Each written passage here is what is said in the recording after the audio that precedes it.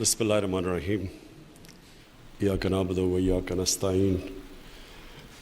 Governor Punjab جناب chief minister صاحب، federal ministers, chamber کے پریزیڈنٹ فیڈرل کے عرفان، اور لاہور چیمبر کے میاں انجم نثار، اور members business community. Khusro Bakhtiar نے بڑی ڈیٹیلز میں آپ کو بتایا پیکیج کا. میں ہمیشہ جب کرکٹ بھی کھیلتا تھا تو سونے سے پہلے میں ہمیشہ جو دن کا جو میچ ہوتا تھا، جب تک میں اس کی اپنی کرٹیک نہ کر لوں کہ میں نے میچ اس طرح کھیلا تو مجھے کھیلنا کیسے چاہیے تھا، کیا غلطیاں میں نے کی، میں سوتا نہیں تھا. تو میں ہمیشہ اپنی جب سے گورنمنٹ آئی ہے سوچتا ہوں کہ کیا میں چیزیں کرتا جو مجھے کرنی چاہیے تھی شروع میں آ کے. تو جو سب سے بڑی چیز کرنی چاہیے تھی، یہ جو پیکیج آج دیا ہے، یہ مجھے آتے ساتھ ہی یہ بزنس کمیونٹی کو پیکیج دینا چاہیے تھا. اور اس کی وجہ بڑی خسرو بختیار نے آپ کو تفصیل میں سمجھائی کہ کوئی بھی ملک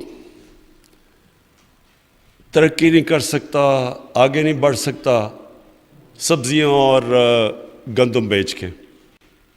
ملک آگے بڑھتے ہیں انڈسٹریل بیس کے اوپر، اور جتنی وہ انڈسٹریز اور زیادہ سوفسٹیکیٹڈ ہوتی جاتی ہیں اور ان کی پروڈکٹیوٹی بڑھتی جاتی ہے، انوویشن ہوتی جاتی ہے، اتنا ہی وہ ملک کے اندر دولت اس کی بڑھتی جاتی ہے. تو کبھی بھی ایک ملک مینوفیکچرنگ بیس کے بغیر اور انڈسٹری کے بغیر وہ کبھی ایک عظیم ملک نہیں بن سکتا. تو ہمارا ملک آج سے 50-55 سال پہلے بڑی تیزی سے آگے بڑھ رہا تھا. ہماری انڈسٹریل پروڈکشن آگے بڑھ رہی تھی، ہمارا ڈائریکشن ٹھیک تھا. اور بدقسمتی سے وہ جو 70s کی نیشنلائزیشن ہوئی، اس نے یہ جو ساری ہماری گروتھ تھی اور یہ جو ملک کی ٹریجیکٹری تھی وہ چینج کر کے رکھ دی. اور آپ یقین کریں ہم نے کبھی ریکور ہی نہیں کیا اس سے، کیونکہ ہمارے اندر کبھی سمجھ ہی نہیں. یہ جو ہماری گورنمنٹس آئیں وہ ڈیوورس تھی کہ ملک کا کدھر ڈائریکشن ہونا چاہیے اور گورنمنٹ کا ڈائریکشن کدھر تھا. یہ دو بالکل مختلف تھے. ملک تب آگے بڑھتا ہے جب ملک کے اندر ویلتھ کریشن ہوتی ہے. جب تک ویلتھ کریشن نہ ہو ملک کیسے بڑھ سکتا ہے آگے؟ گورنمنٹس ادھر آ گئیں کہ وہ ویلتھ کریشن کے خلاف تھیں. اچھا جی یہ نفع زیادہ بنا رہا ہے تو ان کو ذرا ہم سیدھا کرتے ہیں. پروفٹ میکنگ کے خلاف جب ایک گورنمنٹ کی پالیسیز بن جاتی ہیں اور ایک انڈسٹری کو پروفٹ نہیں بنانے دیتی تو وہ انڈسٹری تو کبھی بڑھ ہی نہیں سکتی، نہ وہاں انویسٹمنٹ آ سکتی ہے. انویسٹمنٹ تو ایسے ہے جیسے شہد کے اوپر مکھیاں آتی ہیں. جب ایک پروفٹ بنتا ہے، جب وہ دوسرے انویسٹرز دیکھتے ہیں ان کو، وہ خود ہی دیکھ لیتے ہیں کہ اچھا ادھر منافع ہے، وہ سیدھے اس ایریا کے اندر انویسٹ کرتے ہیں. تو جب ایک گورنمنٹ کی پالیسی بن جائے انویسٹمنٹ کے خلاف اور پروفٹ میکنگ کے خلاف، جو کہ ایک سوشلسٹ مائنڈ سیٹ تھا، اور وہ ہوا پاکستان میں، تو ہمارا ملک کو جانا کہیں چاہیے تھا اور ہم نکل کہیں اور گئے. تو یہ تو ہم نے شروع سے ہی فیصلہ کیا تھا کہ ہم نے آتے ساتھ ہی انڈسٹریلائزیشن کے اوپر توجہ دینی ہے، اور وہ بھی ایکسپورٹ اورینٹیڈ انڈسٹری کے اوپر. لیکن جو ہم نے ایمنسٹی دی پہلی، میں اب دیکھتا ہوں کہ ہمیں وہ اس طرح اوپن ایمنسٹی نہیں دینی چاہیے تھی. ہمیں اس کو ڈائریکٹ کرنا چاہیے تھا جو اب ہم کر رہے ہیں انڈسٹری کے اوپر، کہ صرف ادھر آپ کو، کیونکہ بدقسمتی سے ہماری انفارمل اکانومی بہت بڑی ہے، تو ہمیں اس کو فارملائز کرنے کے لیے انڈسٹری میں ڈائریکٹ کرنا چاہیے تھا. تو اس سے کیا ہونا تھا کہ ہماری انڈسٹریلائزیشن بھی ہونی تھی، پیسے بھی آ جانے تھے ہمارے. پیسہ تو ہے پاکستان میں. اور پھر جو پرابلم آتا ہے پاکستان کا کرنٹ اکاؤنٹ ڈیفیسٹ کا، ڈالرز کی شارٹیج ہو جاتی ہے. کبھی بھی ہم نے ایکسپورٹس کے اوپر توجہ ہی نہیں دی. میں نے کل اپنی تقریر میں ایک گراف دکھایا تھا کہ سن 2000 کے اندر Vietnam, Rwanda, China, India, Pakistan, Bangladesh, اس گراف میں 20 سال کے اندر سب کے سامنے روانڈا سب سے تیزی سے اوپر جا رہا ہے ایکسپورٹس پہ، ویتنام بڑی تیزی سے اوپر جا رہا ہے، ہندوستان، بنگلہ دیش اور چائنا اس سے بھی تیز، سب سے نیچے پاکستان ہے۔ ہماری ایکسپورٹس ہی نہیں بڑھی، جو تھوڑی سی مشرف کے دور پہ بڑی تھی وہ بھی لیول آؤٹ کر گئی۔ تو جب ملک کی ایکسپورٹس ہی نہیں بڑھے گی تو ڈالر کا تو کرائسس ہر تھوڑی دیر کے بعد آ جائے گا۔ جب اکانومی بڑھنے لگتی تھی ہمارے ڈالرز کی کمی ہوتی تھی، کرنٹ اکاؤنٹ ڈیفیسٹ ہوتا تھا، ہمیں آئی ایم ایف کے پاس چلے جانا پڑ رہا تھا۔ تو کوئی لانگ ٹرم پلاننگ پاکستان کی نہیں تھی کہ ہم کیسے اس ٹریپ میں سے نکل سکتے ہیں کہ ہر تھوڑی دیر کے بعد ہمارے پاس آئی ایم ایف کے پاس جانا اس لیے پڑے کہ ہمارا ریزروز کم ہو گئے ہیں، ڈالرز ہمارے پاس نہیں ہیں۔ تو اس لیے یہ جو پالیسی ہے اس کے دو پہلو ہیں۔ ایک تو ہم نے صرف جو پیسہ پڑا ہوا ہے اس ملک کے اندر، جو پلاٹس کے اندر پڑا رہتا ہے، لوگ پروڈکٹیو استعمال نہیں کرتے، اس پیسے کو ڈائریکٹ کر دیا انڈسٹری کی طرف، اسمال اور میڈیم انڈسٹری کے اوپر سب سے زیادہ زور لگایا، جو کہ سب سے مشکل اٹھانی پڑتی ہے اسمال اور میڈیم انڈسٹری کو۔ ان کے اوپر اتنی ہم نے مشکلیں ڈال دی ہیں کہ جو اس ملک کا انڈسٹریل بیس بننا چاہیے تھا، ہمیشہ اسمال اور میڈیم انڈسٹری بیس ہوتا ہے ملک کا، اس کے اوپر اتنی مشکلیں ڈال دیں کہ وہ اپنے آپ کو نکال ہی نہیں سکتا اور ریسٹرکشن سے۔ اور اس کے لیے ہم نے ایک بڑی اچھی اسمال اور میڈیم انڈسٹری کے لیے پالیسی لے کے آئے ہیں، جس کے اندر ہم ان کی جو بھی ریگولیشنز ہیں وہ ہم گلوٹین کر رہے ہیں، کم کر رہے ہیں، ان کے اوپر جو چیکس ہیں وہ ختم کر رہے ہیں، آسانیاں پیدا کر رہے ہیں ان کے لیے۔ آپ دیکھیں گے کہ ایز آف ڈوئنگ انڈیکس جب بھی اب پاکستان کا میجر ہوگا، آپ انشاءاللہ دیکھیں گے کہ پاکستان اب بڑی تیزی سے اوپر چلا جائے گا، کیونکہ ہم نے بڑی چیزیں ختم کر دی ہیں، ریگولیشنز جو کہ رکاوٹ بنی ہوئی تھی۔ دوسرا، ہم نے سکھ انڈسٹری، اب اتنی ہماری انڈسٹری پڑی ہوئی ہے، کیونکہ اگر آپ نئی انڈسٹری لگاتے ہیں تو پھر بھی تھوڑا سا ٹائم لگتا ہے، لیکن جو انڈسٹری سکھ ہوئی ہے وہ پورا پاکستان کے کیپٹل ضائع ہو رہا ہے۔ تو اس کے لیے ہم نے انسینٹیوائز کر دیا کہ سکھ انڈسٹری میں بھی آپ پیسہ ڈالیں گے تاکہ ہماری انڈسٹریل گروتھ بڑھے۔ اور پھر جو اوورسیز پاکستانیز، دیکھیں میرا سب سے زیادہ تجربہ اوورسیز پاکستانیز کے ساتھ ڈیل کرنے کا ہے۔ میں کرکٹ کے زمانے سے اوورسیز پاکستانی ساری دنیا میں کمیونٹیز جانتا تھا، پھر شوکت خانم بنانا شروع کیا تو اس کے لیے سب سے زیادہ میری مدد اوورسیز پاکستانیز نے کی۔ تو میں ہر دنیا کے جدھر اوورسیز پاکستانی سے وہاں جاتا تھا پیسے اکٹھے کرنے کے لیے، تو مجھے ان کا پھر بزنس کمیونٹی کا بھی آئیڈیا ہو گیا، وہاں جو لوگ کام کرتے تھے۔ اور اب میں 30 سالوں کی بات کر رہا ہوں جب سے میں نے پیسے اکٹھے کرنے کیے شوکت خانم کے لیے، تو میں نے دیکھا آہستہ آہستہ چھوٹا بزنس مین بڑا بزنس مین بنتا گیا، اور ان سے پھر مجھے آئیڈیاز آئے کہ وہ کیوں نہیں پاکستان میں بزنس کرتے، کیوں نہیں انویسٹ کرتے آ کے پاکستان میں۔ تو ادھر سے مجھے آئیڈیا ہوا کہ ہم نے سب سے بڑا جو اپنا اثاثہ ہے اوورسیز پاکستانی، ان کے لیے کتنی رکاوٹیں ہم نے پیدا کی ہوئی ہیں، ہر وقت ان کو مشکل رہتی ہے۔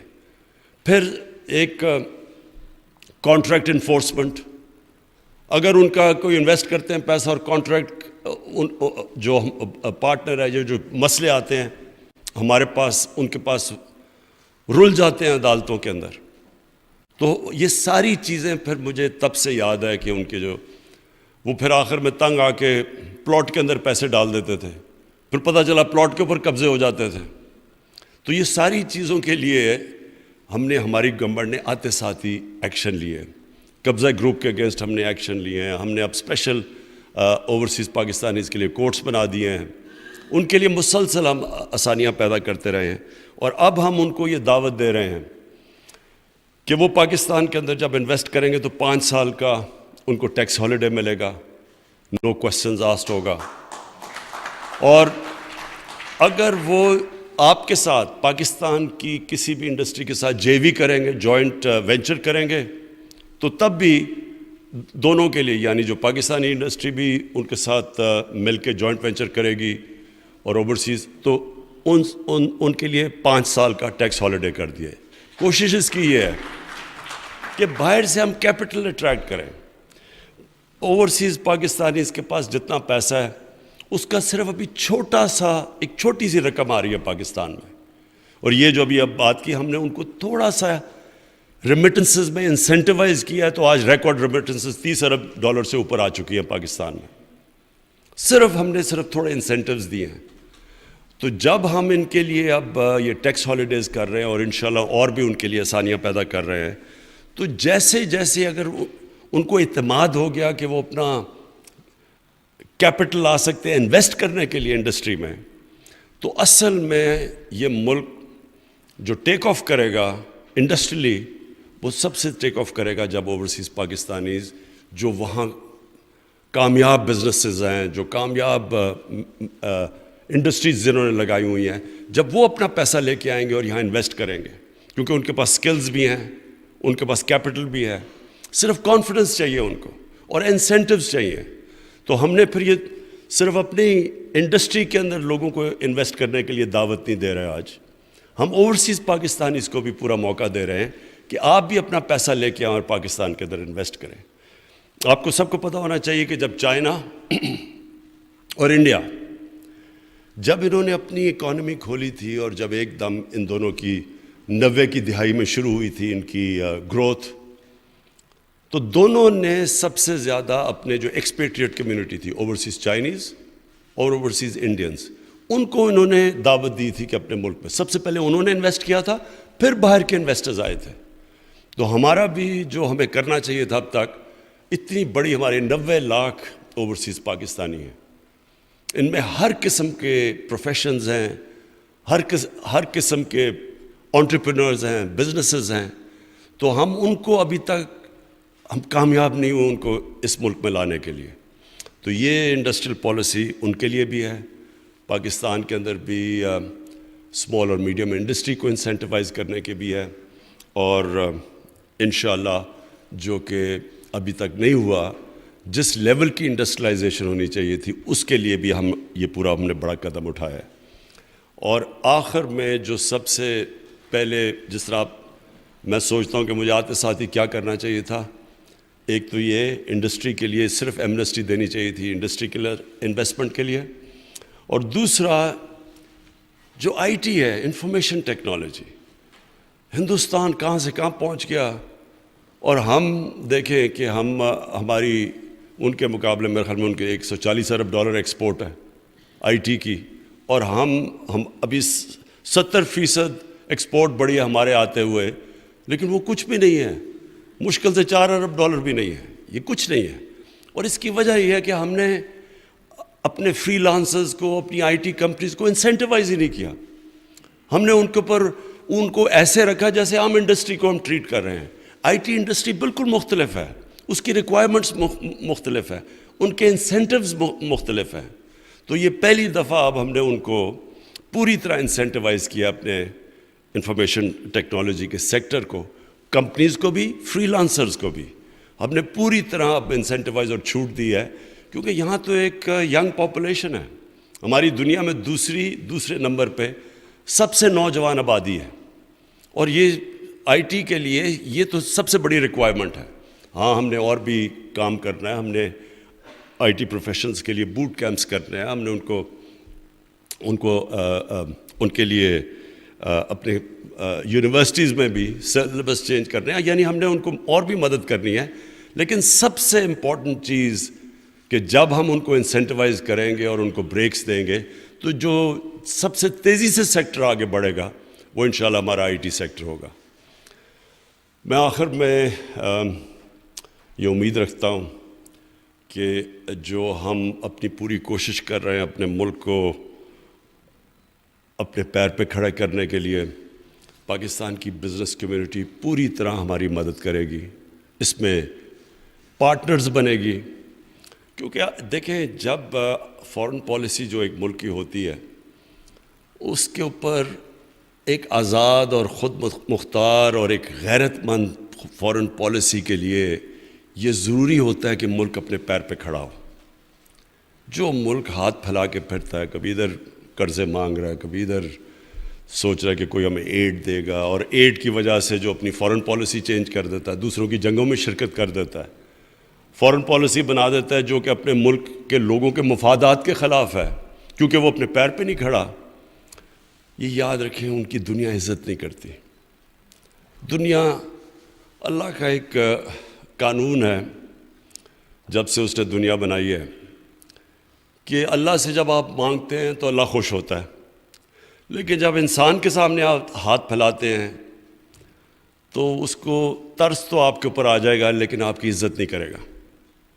وہ قوم جو اپنی عزت نہیں کرتی، دنیا اس کی عزت نہیں کرتی.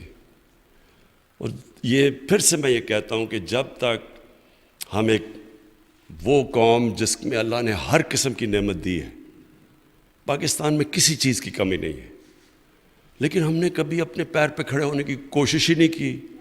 آسان چیز تھی، ایڈ لے لو، اچھا جی وہ افغان جہاد میں شرکت کر لو کیونکہ وہ اسے پیسے آ رہے ہیں، اور ضیاء الحق کہہ رہے جی یہ پی نٹس.